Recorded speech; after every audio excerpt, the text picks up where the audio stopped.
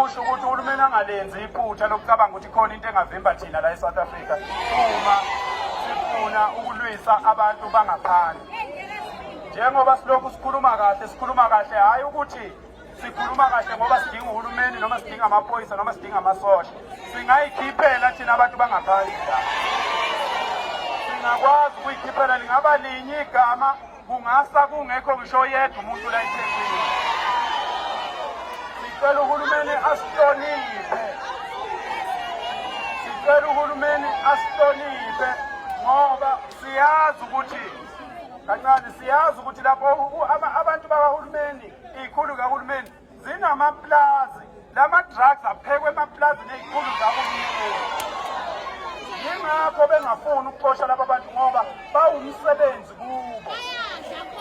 Ama-ID alungiswa kwa-Home Affairs alungiswa kusho isikhulu sikahulumeni ukuthi akulungiselwe umuntu okufika i-ID. So sicela ukuthi uhulumeni angasithathi kancane thina sizinsizwa. Singayivala yonke lento eyenzakalayo. Siyathokoza kakhulu.